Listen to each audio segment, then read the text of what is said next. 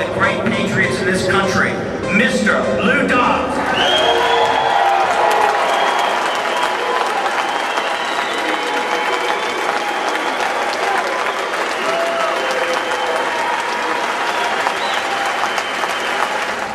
I am always proud to stand with those who stand for America.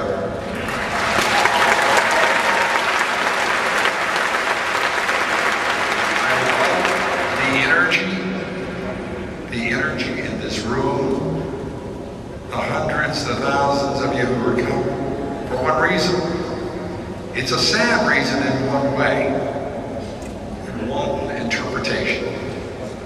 To say that the Constitution still matters as a necessary reminder to those who purportedly serve us in Washington, D.C. That is sad and oh so necessary.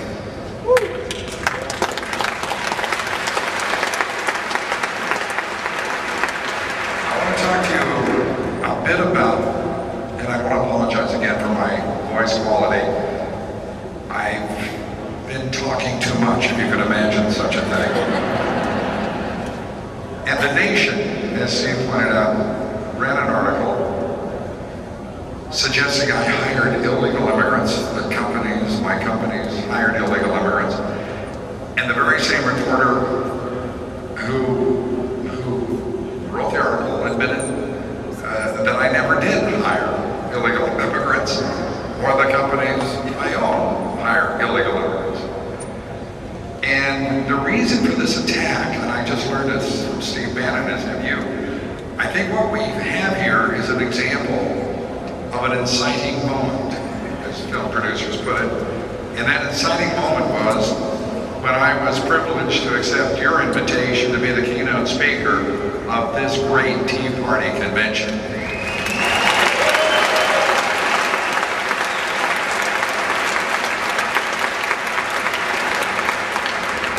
And I am proud to tell you that I firmly, fully believe there are going to be lots and lots of inciting moments all across this great land. We are going to see, I believe, firmly and devoutly, the results on November 2nd when we end one-party rule in Washington, D.C.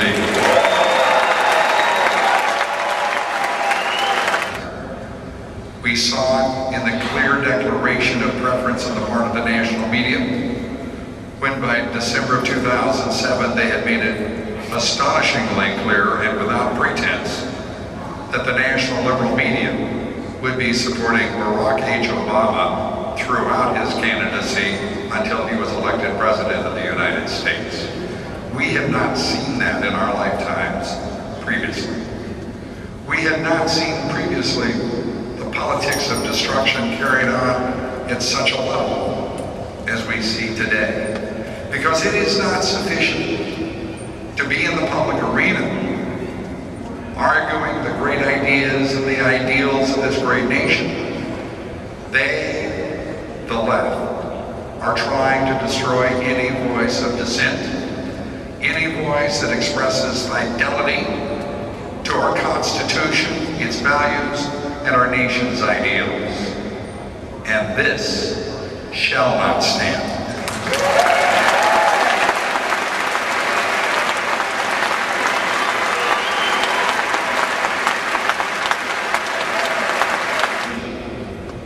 We, the people. And we will be heard. And I have been asked repeatedly over the last several days, what is it that you're going to say to the Virginia Tea Party? What is different about this Tea Party? And what happens when it's over? It'll just end. And I said, well, I don't think that that's exactly the view. I understand it's the view of the national liberal media asking these questions.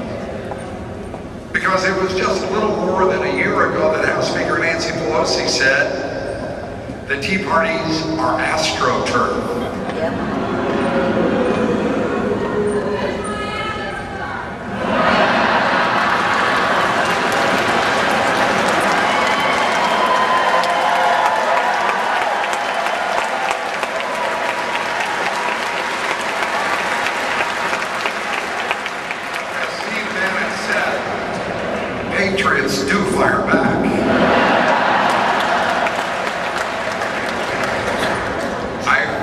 firmly believe it is time for us to be straightforward as Americans about the difficulties we face, the adversity, and the challenges we face.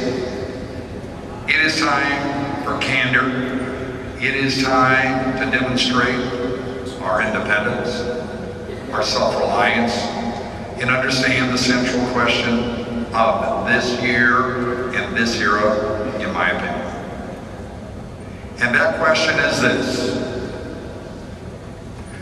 will the people be working for the government, or will the government start working for the people?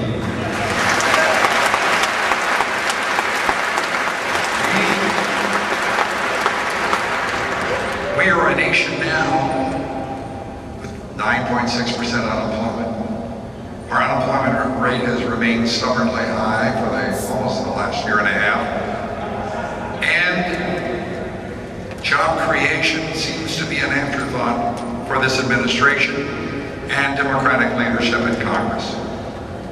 It is not an afterthought for 35 million Americans who are out of work, who have given up hope of finding work, or who are working part-time when they seek full-time jobs. It is time for us to be honest about the state of our economy, the state of our markets, the state of our leadership, whether it be in government, in politics, or media and business. And it is not a leadership worthy of the American people. And we have to make certain it changes, and it begins with changes in Washington, D.C.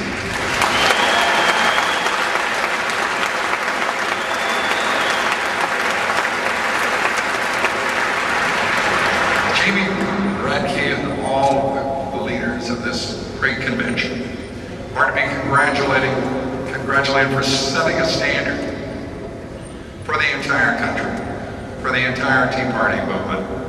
I've been privileged to be a speaker in New Orleans, to be a speaker in New York at those Tea Party conventions.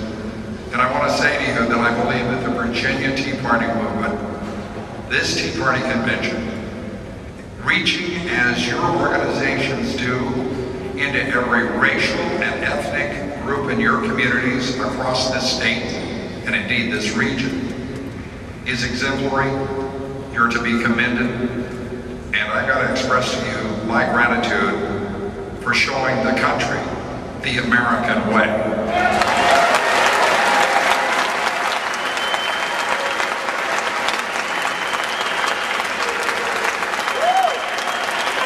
This economy has built peace and prosperity and won wars over the course of more than 200 years, relying on Americans like you and me all across the country to commit to their duty and to fulfill it.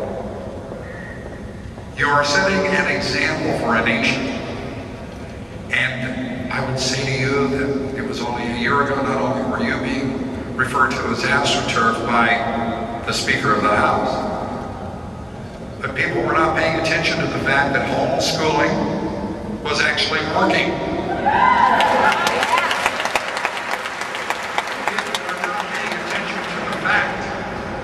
That arrogant elitism on the part of elected officials would no longer be tolerated. I will tell you, I will never in my lifetime forget watching Arlen Specter in a town hall meeting, looking at a woman as if she were something he wanted to scrape off the sole of his shoe, and then to watch the man beg for his job.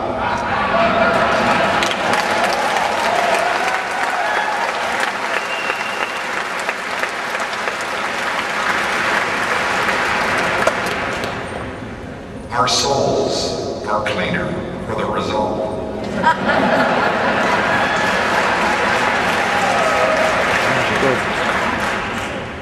We've got a lot more work to do. But it is the happiest work.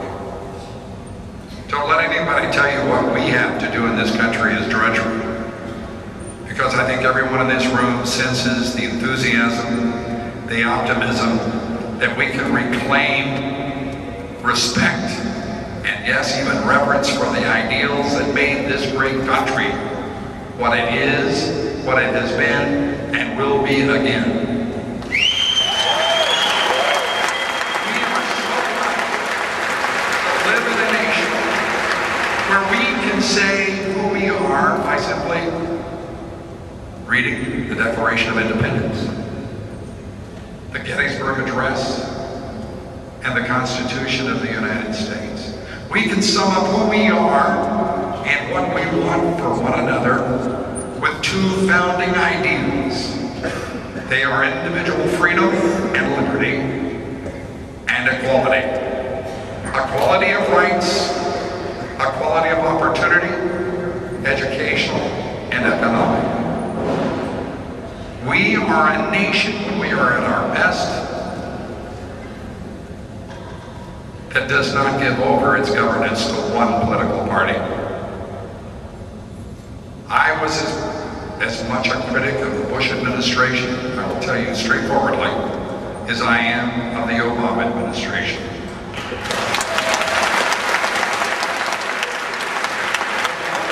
The media in this country is to bring critical judgment and knowledge and perspective and context to its duty of oversight over the three branches of government.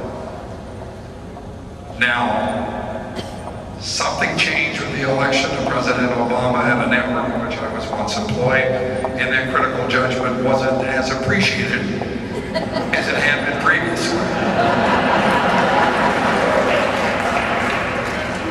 But you're teaching them very important lessons. Those lessons come in every night in the form of overnight ratings.